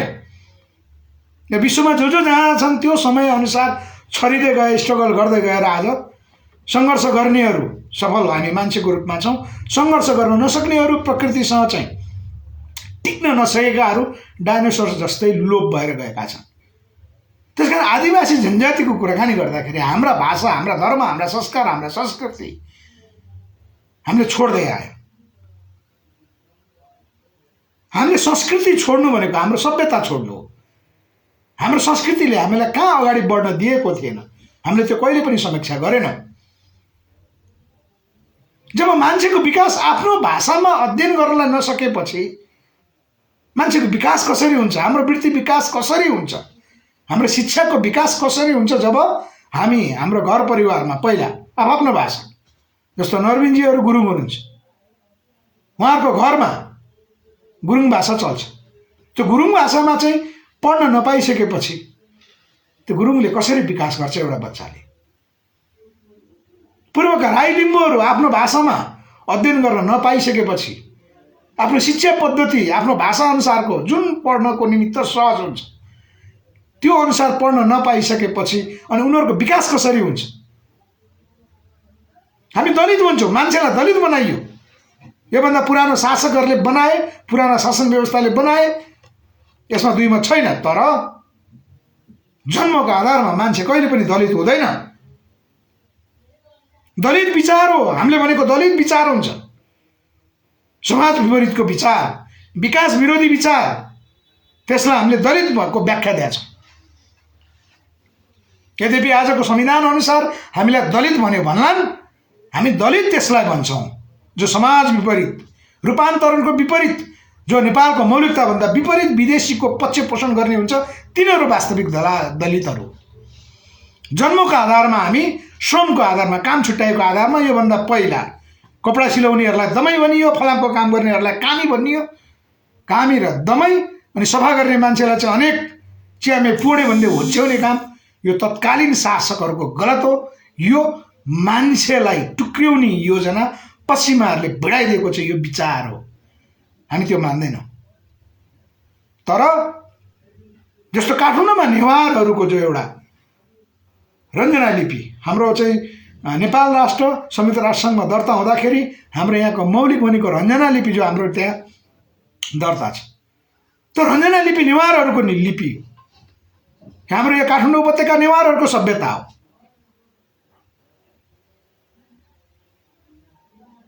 हामीले त्यो सभ्यता छोड्यौँ। बिस्तारै हामी चाहिँ आधुनिक शिक्षामा लाग्यौँ, फलत हाम्रा यहाँका भाषा मर्यो, हाम्रो संस्कार मर्यो। संस्कार मरेपछि संस्कृति मर्ने स्वाभाविक भयो। तर हाम्रो स्थानीय भाषा जे छ, स्थानीय स्रोत र साधनको आधारमा शिक्षा प्राप्त गर्ने प्रणाली आज हरायो। आखिर आज पश्चिमाहरूले, नेपालले पहिलादेखि प्र्याक्टिस गर्दै आएको कुरा, पश्चिमाहरूले म्याडम क्युरी जस्ता वैज्ञानिक भनिन्छ, उनीहरूले चाहिँ आफ्नो बच्चाहरू जङ्गलमा प्र्याक्टिस लाइफ भन्दै जङ्गलमा चाहिँ हिँड्न सिकाउने, जबकि हामी पहिलादेखि गर्थ्यौँ, स्ट्रगल गर्थ्यौँ। प्रकृति पूजक भनेको त्यही थियौँ। त्यो पद्धति आज पश्चिमाले दिएको चाहिँ बाटो, हामी पहिलादेखि सभ्यताको रूपमा विकास भएका हाम्रा मौलिक परम्पराहरू, हामी जङ्गलमा हिँडेर, बाटोमा हिँडेर, हामी कृषि खेती गरेर हाम्रो चाहिँ विचार विकास गर्ने, शिक्षा अपनाउने, हामी खोज अनुसन्धान गर्ने, हाम्रा जडीबुटीहरूका अनुसन्धान त्यसै भयो होला नि, जसलाई आज हामीले आरोप लगाइरहेका छौँ कि रामदेवले नेपालको चाहिँ आयुर्वेदको विद्या सबै किताब लिएर गयो भन्छ। त्यो अनुसन्धान कहाँबाट भयो होला भन्दा त्यो नेपालबाटै भएको। आज मात्रै आज बिहान पनि कुराकानी हुँदाखेरि हामीलाई एकजनाले कथा सुनाउनु भयो। मैले देखेको बाबु भन्नुभयो, रामेसापको किसान बुवा आउनु भएको थियो, उहाँले भन्नुभयो, बाबु मैले त्यो न्याउरीले सर्प मारेको देखाएको छु भन्नुभयो। के अरे सर्पलाई चाहिँ त्यो काटेर बिचको भाग न्याउरीले खान्थ्यो अरे, उहाँले देख्नु भएको रहेछ। अनि मलाई जिज्ञासा लाग्यो, मैले त सुनेको हो न्याउरीले सर्प खान्छ, बिचको भाग खान्छ र टाउको र पुच्छर जोडिदिन्छ अनि सर्प जिउँदै हुन्छ अरे भन्ने मैले सुने हो। तपाईँले चाहिँ देख्नुभयो? हो बाबु, मैले देखेको, घर अगाडि नै त्यस्तो गर्यो भन्नुभयो। के भयो भनेको, यद्यपि उहाँसँग हामी भिडियो अन्तर्वार्ता पनि गर्छौँ। उहाँ काठमाडौँ आउनु भएको छ, भोलि उहाँ गाउँ जाँदै हुनुहुन्छ, हामी पनि रामेछापमा जाँदैछौँ। त्यही ठाउँमै हामी चाहिँ उहाँको भिडियोलाई रेकर्ड गर्नेछौँ, किनभने म जन्मेको ठाउँ रामेछापको बाहुनचुरा गाउँमा हामी दाजुभाइ सम्मिलित, सम्भवतः बिस्तारै हामी गाउँले सबैलाई त्यहाँ उत्पादनमा हामी जोड्नेछौँ। त्यहाँ हामीले चाहिँ अर्को नयाँ कृषि परियोजना गर्दैछौँ, जहाँ बनझाँक्री, हामीलाई अहिले धर्म संस्कार संस्कृतिको कुराकानी गरिरहँदा सहरी क्षेत्रमा बनझाँक्री नमान्नेला, तर मेरो ठुलबा, नाताले ठुलबा, उहाँ थापा मगर हुनुहुन्छ, ठुलबा बित्नुभएको अहिले 4 वर्ष भयो, उहाँका छोराहरू हुनुहुन्छ र मेरो ठुलबालाई मलाई स्वयं, म त्यो बेलामा धेरै पाएको त भएको नभनौँ, म चाहिँ 17-18 वर्षको उमेर हुँदा उहाँले चाहिँ त्यो मन्त्रले, हेर्नुहोस्, उहाँको त्यो गजा, त्यो फलामको 3वटा चुच्चो भएको गजा थियो, त्यो गजा चाहिँ समा गजा कि के त्यसको नाम त्यही हो, त्यो फलामको चाहिँ 3टा हुन्छ, यस्तो अड्याउने हुन्छ, त्यहाँ समा भनिसकेपछि मलाई त्यो हातले चाहिँ त्यो आफ्नो हातमा बलै नलाग्ने, त्यहीँ अड्किन्थ्यो। त्यो शक्ति उहाँलाई बनझाँक्रीले चाहिँ लिएर गएको र उहाँलाई 6 महिनासम्म बनझाँक्रीले, जुन ठाउँ मेरो रामेछापको जन्मघरभन्दा तल त्यहाँ ठुलो छाँगा पनि छ, त्यहाँ क्यानोनिङ चलाउन सकिन्छ भन्ने अध्ययन पनि भएको छ। हामी त्यो अध्ययनको लागि जाँदैछौँ र हामी कृषि र पर्यटन त्यो विकास हुने गरेको त्यहाँ रिसर्च सेन्टर हामी खोल्दैछौँ। त्यस क्रममा उहाँको भिडियो पनि लिन्छौँ र बनझाँक्रीले दिएको घण्टा र रुद्राक्ष ठुलबाको घरमा अहिले पनि संरक्षित छ। त्यो घरलाई हामीले चाहिँ म्युजियमको रूपमा प्रदर्शनको निमित्त, किन बिस्तारै हामीले कृषि पर्यटक, त्यहाँको चाहिँ प्राकृतिक रूपले जुन हामी जन्मेको ठाउँ, भाग्यले पनि त्यस्तो भयो भन्नु पऱ्यो, थानापति बुढा महादेव त्यहाँ हुनुहुन्छ, त्यो ठाउँमा हामी प्रदर्शनमा राख्नुपर्नेछ। र हामीले सिक्किमका मुख्यमन्त्री पवन चामलिङ सरसँग भेटिरहँदाखेरि हाम्रो त्यहाँ घट्टेखोलो भन्ने ठाउँमा जो छाँगा छ, जहाँ बनझाँक्री खेल्ने त्यहाँ गुफा छ र बनझाँक्रीले दिएको घण्टा र रुद्राक्ष समेत छ भनेपछि सिक्किममा पनि अहिले दैनिक, आजभन्दा 1 वर्ष अगाडिको कुरा हो, पवन चामलिङ सरसँगको खिचेको फोटो पनि मैले सार्वजनिक गरेको त्यही भेटमा हो। उहाँले भन्नुहुन्थ्यो बनझाँक्री खेल्ने त्यो खोलालाई लिएर चाहिँ त्यो बेलामा उहाँले आजभन्दा 20 वर्ष अगाडि पर्यटनको रूपमा त्यसलाई विकास गरेको, त्यो बेलाको बजेट 2 करोडको बजेट थियो, अहिले वार्षिक 5 करोडभन्दा बढी चाहिँ त्यो पर्यटकीय केन्द्रबाट चाहिँ आर्थिक सङ्कलन हुन्छ अरे। हामीले पनि त्यही कल्पना गरेर पवन चामलिङ सरको छोरालाई हामीले भिजिटमा उहाँ आउँछु भन्नुभएको छ, हामीले खबर गरेका छौँ। हामी गाउँमा केन्द्रित हुँदा यो सर्पको कथा उहाँले के भन्नुहुन्थ्यो भने, उहाँ शेर्पा दाई भन्छौँ, उहाँ थापा मगरै हुनुहुन्छ, रामेछापको हुनुहुन्छ, उहाँ भेट्न आउनुहुँदा हामीलाई चाहिँ तपाईँले जानकारी गराउनु मिल्थ्यो कि मिल्थेन, मैले यो रमाइलोको रूपमा पनि लिन्छौँ, किनभने हाम्रा गुरु गोरखनाथ, हामीले गोरखनाथ मान्छौँ होइन। मैले मन्त्र हुबहु पढ्न आएन भने मलाई माफ गर्नु होला। मैले सम्झेको के हो भने, मैले गुरु गोरखनाथको मन्त्र लिएर हामी दीक्षित भएको त होइन। हाम्रो योगी डाक्टर गुरु विकासानन्दले भन्नुहुन्थ्यो, हँसिवा खेलिवा धरिवा ध्यानम अनिव कथिवा ब्रह्म ज्ञानम भनेर चाहिँ सुनाउनुहुन्थ्यो। भनेको हामी हाँसौँ खेलौँ, हाँसै खेलिकन नै हामीले चाहिँ ध्यानमा प्रवेश गर्न सक्छौँ र मुक्ति प्राप्त गर्न सक्छौँ। अर्थात् ब्रह्म ज्ञान, अहमिव कथिवा ब्रह्म ज्ञानम भने जसरी हुन्छ ब्रह्म ज्ञान प्राप्त गर्ने भन्ने कुरा हुन्छ। यो गुरु गोरखनाथको मन्त्र, किन म योग साधनाबाट आएको, हाम्रो उठान मनोक्रान्तिबाट भएको कारण। त्यसै गरी हामीले चाहिँ शेर्पा दाइसँग उहाँले भन्नुभयो न्याउरीले चाहिँ सर्प कसरी जोड्दो रहेछ भन्दा यस्तो जडीबुटी छ। मैले जडीबुटीको कुराकानी जोड्दै थिएँ, यो संविधानको कुरा पनि म ल्याउँछु है। उहाँले देख्नुभएको चाहिँ सर्प ट्याक्कै चाहिँ यस्तो उडेर, त्यो सर्प हिँडेला ठाउँमा यस्तो उडेर ट्याक्कै सर्पलाई काट्छ अरे, त्यसले सर्पलाई 2 टुक्रा बनाउँछ अनि फेरि उताबाट आएर बीचको टुक्रा छुट्याउँछ। अब सर्पको त चल्न सक्ने कुरा भएन, एकछिन छटपट्याएला, त्यो बीचको सर्पको बीचको भाग चाहिँ छुट्याए अरे। त्यसपछि एकछिन कतातिर गयो अरे त्यो न्याउरी मुसो, त्यो जडीबुटी हेर्नुहोस् एकैछिनमा खोजेर लिएर आएर के गरेर सट्ट चाहिँ सर्पको पुच्छर र टाउको जोडेपछि सर्प खुर्र हिँडेर जान्थ्यो अरे। तत्कालै मिनेटको भरमा त्यस्तो जडीबुटी हाम्रो गाउँमै बाहुनचुरमा रहेछ, त्यो चिन्न पाए हुन्थ्यो गोविन्द बाबु। त्यो के हो त्यो भन्नुहुन्थ्यो। हो, हामी खोज अनुसन्धान, हाम्रो पूर्वीय सभ्यता, हामी रिसर्चमा अगाडि हाम्रो त्यो सबै स्रोत छ। तर हामीलाई पश्चिमाहरूले यति बिगारिदिए, हाम्रो यहाँको खोज पद्धति नै सिद्ध्याइदिए, हाम्रो शिक्षा प्रणाली नै सिद्ध्याइदिए, हाम्रो प्रकृति पूजा गर्ने चलन हाम्रो अहिले छैन। म गाउँमा हुँदा पनि काठमाडौँ आएको, यद्यपि म 5 वर्षको उमेरमा काठमाडौँ आएको, अहिले नागरिकता मेरो काठमाडौँको भए पनि बुवाले जन्म दिनुभएको गाउँ जस्ताको तस्तै छ। हामी गाउँलाई विकास गर्नुपर्छ भनेर अहिले म 10 वर्ष भयो गाउँमा चाहिँ योजना लिएर गएको, कृषिको योजना लिएर गएको, र फलस्वरूप रामेछापको चिया मैले बेला बेलामा चाहिँ फेसबुकमा हाल्छु। त्यसको अर्थ त्यही हो कि हामी आफू जन्मेको ठाउँमा के अनुकूलको कृषि खेती हुन्छ गर्नुपर्छ भन्ने त्यसको सन्देश हो, त्यहाँ छ।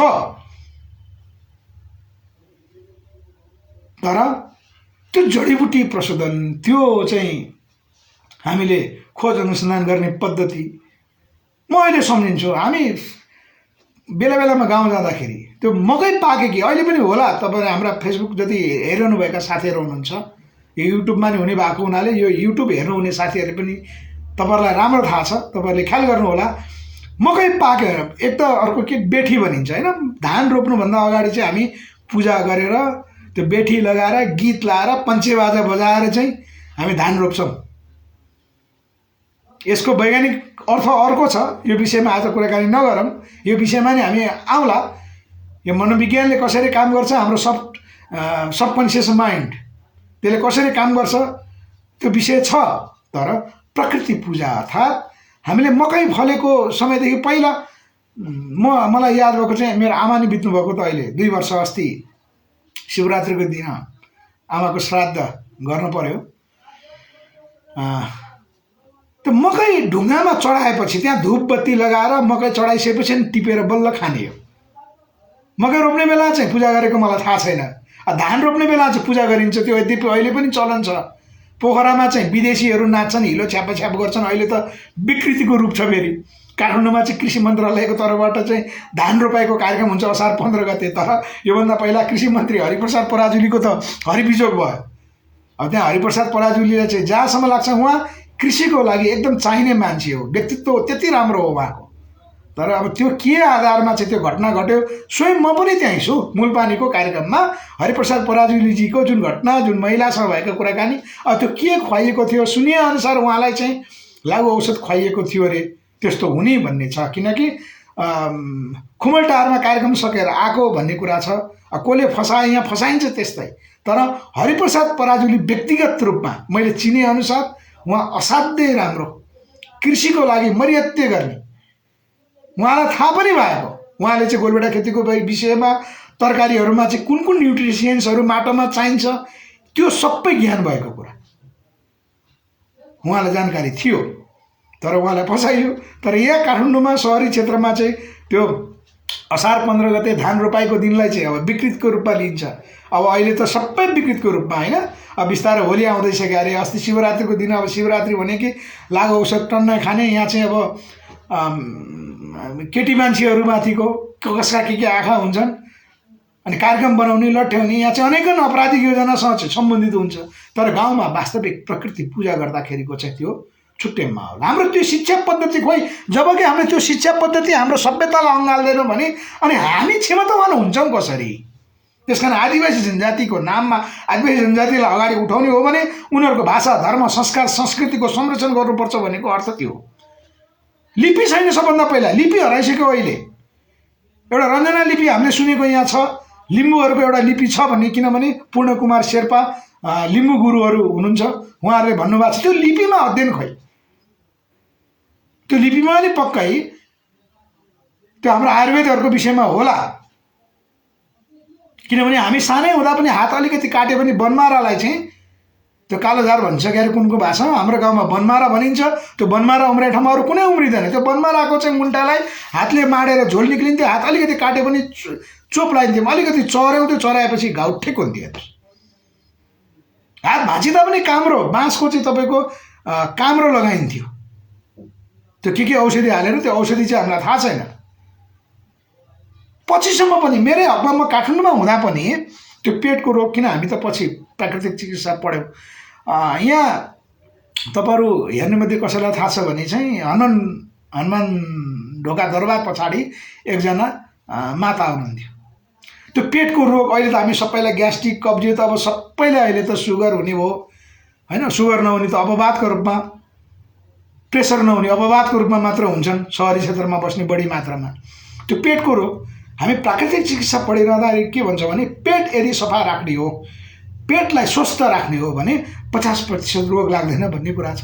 अब बिग्रेको पेट थियो होला, ती माताले हामीलाई म बिमारी भइसकेपछि को एकदम जान्ने माता भन्थे, अनि माताकोमा गयो, त्यहाँ चाहिँ उहाँले के मन्त्र गरिदिनुहुन्थ्यो र एउटा जडीबुटी नै हो त्यो, अनि उहाँले चामलमा फुकेर के हो त्यो अलिकति जडीबुटी हालिदिनुहुन्थ्यो, अनि उहाँले भन्नुहुन्थ्यो यो खाएको 1 घन्टापछि घर पुगिन्छ कि पुगिँदैन, एकदम दिशा लाग्ने, त्यो पेट सर्ट अलिकति चामलमा हालेर के मन्त्र यस्तो गर्ने, अनि पानी खानिदिने, अनि त्यो औषधि खानुपर्ने। त्यसरी 7 दिन फुकेपछि पेट यति हल्का हुन्थ्यो, जब पेट बिग्रेको न हो, हामीले खाना नजानेर पेट सफा भएपछि जिउ हल्का हुने भइहाल्यो, रोग जाने भइ नै हाल्यो। ती उहाँसँग चाहिँ मैले 7 दिन यहाँ पनि उपचार गराएको छु। हनुमान ढोका दरबार पछाडिपट्टि थियो, अहिले त बिर्सी त्यो ठाउँ। यस्ता मौलिक हाम्रो सभ्यतासँग जोडेको कुरा आज हामी पश्चिमी शिक्षालाई अँगल्दाखेरिको हालत नेपाल राष्ट्र यो भयो। त्यसकारण यी सबैलाई हामीले अब जोड्नु पर्नेछ।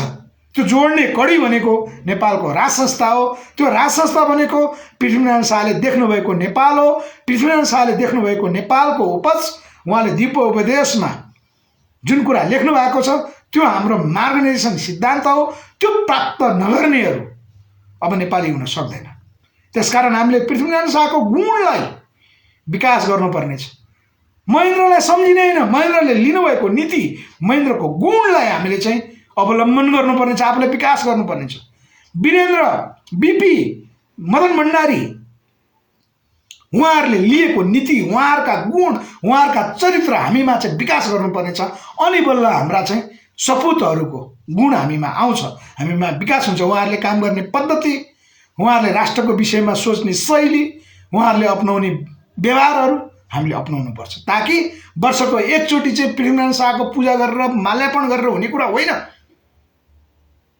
हामी राष्ट्रघाती र देशद्रोहीको विरुद्ध थुरथुर कामेर पैसा कमाउनु पर्छ, पैसा नभइकन केही हुँदैन भन्ने विचार बोक्ने, फेरि वर्षको एक दिन पृथ्वीनारायण शाहको शालिगमा माल्यार्पण गर्ने हो भने त्यो के अर्थ? पुष 14 गते वीरेन्द्र जयन्ती मनाएर के अर्थ हुन्छ? त्यसकारण हामी देशभक्तहरू अब जाग्नु पर्नेछ। यो राष्ट्रको लागि हामीभन्दा पछाडिका सन्ततिको निमित्त हाम्रो त्याग नै राष्ट्रको निमित्त एक मात्र त्याग हो। यसको निमित्त हामी अब खुलेर औपचारिक रूपमा संगठन विस्तार मार्फत आउँदैछौँ। सबैजना मोर्चामा आबद्ध हौँ। राष्ट्रभक्त भनेको अब भन्ने होइन, म राष्ट्रवादी भन्ने होइन। यहाँ राष्ट्रवादी कर्मले प्रमाणित गर्नु पर्यो। त्यो कर्म भनेको राष्ट्र विरोधी तत्त्वहरूलाई अब मुकाबिला गर्ने हो, राष्ट्रको उत्पादन बढाउने हो, हामी उत्पादनमा जोडिने हो। राष्ट्रिय उत्पादनलाई चाहिँ राष्ट्रव्यापी बनाउँदै आत्मनिर्भरको बाटो, हामी आफू आत्मनिर्भर हुँदै राष्ट्रलाई आत्मनिर्भरको बाटोमा लानुपर्नेछ। यो नै हाम्रो चाहिँ राष्ट्रवादी कर्म हुनेछ। यो कर्ममा जोड्यौँ, सङ्गठित हौँ। हामी कोही विदेशीद्वारा चाहिँ जति ठुलो लोभ लालचमा राखे पनि हामी त्यहाँ जाने छैनौँ। विदेशीका आफ्नो स्वार्थ, चीनको नेपालमा आफ्नो स्वार्थ छ, हुन्छ नै। भारतको नेपालमा आफ्नो स्वार्थ छ, तर नेपालको हाम्रो आफ्नो स्वार्थ भएन। अमेरिकाको आफ्नो स्वार्थ छ, त्यसकारण त्यो स्वार्थको हामीले विरोध गर्ने होइन। किनकि राष्ट्रको अर्कोप्रति भावना हुँदैन, राष्ट्रको स्वार्थ हुन्छ। हाम्रो चीनप्रति पनि भावना छैन, भारतप्रति पनि भावना हाम्रो पनि हुँदैन। यदि एक राष्ट्रले अर्को राष्ट्रलाई भावनात्मक सम्बन्ध राख्ने हो भने त्यो राष्ट्र राष्ट्र हुँदैन, आफ्नो स्वार्थ चाहिँ हुन्छ। त्यसकारण बाह्य राष्ट्रको स्वार्थलाई टेकेर नेपाल राष्ट्रलाई कसरी अगाडि बढाउने त्यो नीति हुन्छ। त्यसकारण हामी राष्ट्रको स्वार्थलाई केन्द्रमा राखेर अगाडि बढौँ। विदेशीका स्वार्थ गौण हुनेछन् जब हाम्रो आफ्नो स्वार्थमा हामी केन्द्रित हुने हो भने। अमेरिकाको एमसिसी मार्फत गर्ने कार्य, अमेरिकाको स्वार्थ नेपालमा के छ त्यो कुरा गौण हुन्छ। उनीहरूले चाहेर पनि केही पनि गर्न सकिँदैन। राखुन्, अहिले चाहिँ तपाईँ उनीहरूको चाहिँ यो प्रसारण लाइन मार्फत त्यो प्रसारण लाइनको टावरमा चाहिँ उनीहरूले डिभाइस राखुन्, सेटेलाइटको चाहिँ उनीहरूले तान्ने, उनीहरूले कहाँको के योजना तान्ने, त्यसलाई प्रोसेसिङ गर्ने, उनीहरूको कुन कुन देशका विरुद्ध जासुस गर्नुपर्छ गरौँ। जब नेपाल राष्ट्र हाम्रो राष्ट्रभक्तहरूको काममा आउँछ त्यस्ता डिभाइसहरू निष्क्रिय हुन्छन्।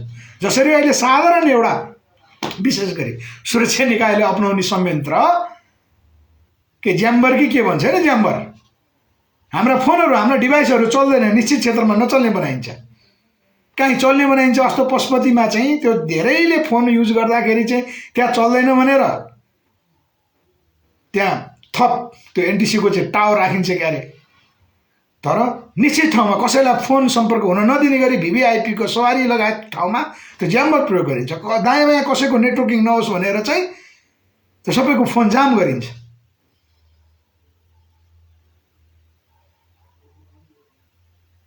यो सुरक्षा निकायका साथीहरूलाई चाहिँ थाहा छ यो विषय। निश्चित फोनहरू नचल्ने बनाउन सकिन्छ त्यो ठाउँको लागि। त्यस्तै अब हामी देशभक्तहरू यो राष्ट्रको निमित्त अगाडि बढ्नुपर्नेछ। विदेशीका कुनै पनि योजनाहरू हामी ध्वस्त पार्न सक्छौँ।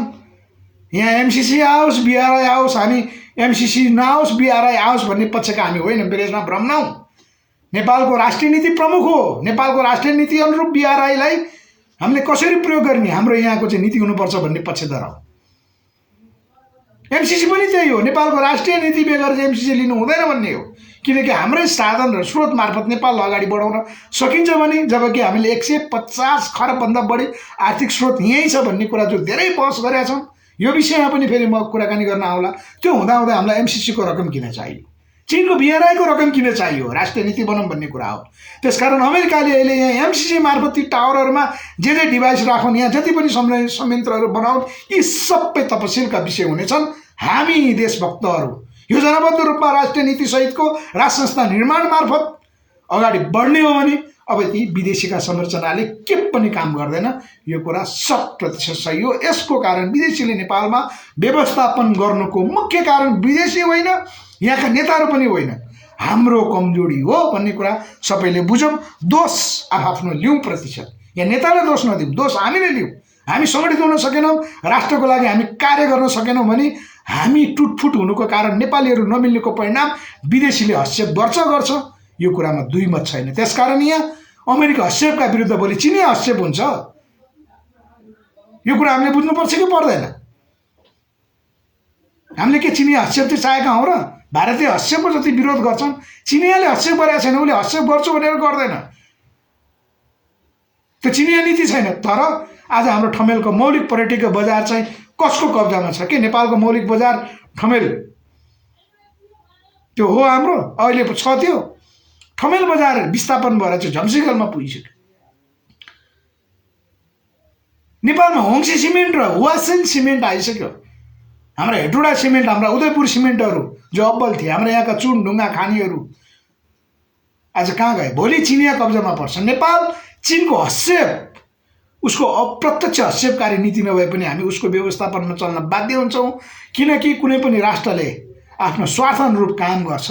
नेपाल अब चीनको कब्जामा मलेसिया रहेको जस्तै नेपाल मलेसिया बन्न पनि दिनुहुन्न। यो कुरा पनि विचार गर्नु। त्यसकारण विदेशीले नेपालमा हस्तक्षेप गर्नुपर्ने कारण भनेको हामी एक नहुनु, नेपालको राष्ट्रिय नहुनु, देशभक्तहरूको सत्ता नबन्नु, जुन 7 साल पछाडिदेखिको समस्या हो।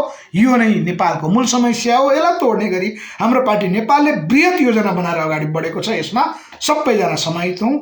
आउनुहोस्, महाराजगञ्ज 3 धारा मार्गमा निर्मल निवासको अगाडि सम्पर्क कार्यालय छ, यहाँ भेटघाट गरौँ। हाम्रा फोन नम्बरहरू छन्, मैले अन्तिममा भने हाम्रा फोन सम्पर्कहरू, सार्वजनिक फोन सम्पर्कहरू दुईटा छन्। एउटा एनटिसीको 98 60 26 36 46, अलि सजिलो नि छ यो नम्बर, 98 60 26 36 46 एउटा फोन। एनसेलको 98 082 11 89 सम्पर्क गर्नु होला र महाराजगञ्जमा हामी भेटघाट गरौँ। अन्य सामाजिक सञ्जालमा जो देश बाहिर हुनुहुन्छ, श्रमिक साथीहरू हुनुहुन्छ, जो काठमाडौँ बाहिर हुनुहुन्छ, सामाजिक सञ्जाल मार्फत कुराकानी गरौँ। यति भन्दै तपाईँहरूको आज खास प्रतिक्रिया धेरै आउँदैन, आएन। त्यो आउने विषय पनि थिएन कि यो जानकारी दिने आजको लाइभ थियो। जतिजना साथीहरू थोरै हुनुहुन्छ, हाम्रा लाइभहरू किन त्यो हामी कसैलाई चाहिँ अनावश्यक कुराहरू बोल्दैनौँ, त्यसकारण हाम्रा लाइभ हेर्ने मान्छेहरू हुँदैनन्। यो चाहिँ अब विचार निर्माणको कुरा छ, नेपाली जनताको चाहिँ अन्तर्विरोध छ अनि जोडिन्छ होला, यस्तै छ। त्यसकारण यहाँ कसैलाई काट्छु, म काहीँ आगो लाउँछु, काहीँ बम पड्काउँछु भने पनि सबैको ध्यान आकर्षण हुन्थ्यो होला। हामी त्यस्तो होइन, हामी अराजक गतिविधि गरेर हुन्न। देशलाई चाहिँ अराष्ट्रिय तत्त्वबाट पनि बचाउनु छ, भूमिगत गिरोहबाट पनि बचाउनु छ, विदेशी तत्त्वहरू पनि बचाउनु छ, नेपाली जनतालाई विचार पनि दिनु छ, उत्पादन पनि हाल्नु छ। यी सबै गर्नुपर्ने भावनाले हामी जतिजनाले हेर्छौँ, हामी देशभक्तहरूको झुन्ड पहिला सानै हुन्छ होइन, सानोबाट नै सबै कुरा चाहिँ निर्माण हुन्छ। हामी पनि सानैबाट चाहिँ निर्माण भएर यहाँसम्म आएका छौँ। ल आजलाई बिदा भए, भोलि फेरि लाइभमा म आउँछु है। भोलिको विषय के हुन्छन्, बेलुका हाम्रो लाइभमा आउने समय, हामी दैनिक लाइभमा आउँछौँ। सबैले चाहिँ सेयर गर्न मिल्छ भने सेयर पनि गरिदिनु होला है। हामी दैनिक अपवादमा बाहेक कुनै दिन म आउन भ्याइनँ, त्यस्तै कार्यक्रमहरू बेलुका भयो भने मात्रै हो, नत्र प्रायः हामी बेलुका 8:15 8:15 देखि 8:20 को समयमा हामी लाइभमा आउनेछौँ, त्यहाँ भेटघाट गर्छौँ। हामीलाई जो साथीहरू चाहनुहुन्छ सामाजिक सञ्जालबाट बाहिरबाट चाहिँ जोडिने साथीहरू 8:15 देखि 20 को समय भोलि फेरि लाइभमा जोड्यौँ। यही सूचना सम्प्रेषण तपाईँहरूले नै अरूलाई गरिदिनु होला। हस्, आजलाई शुभरात्रि, धन्यवाद, जय होस्।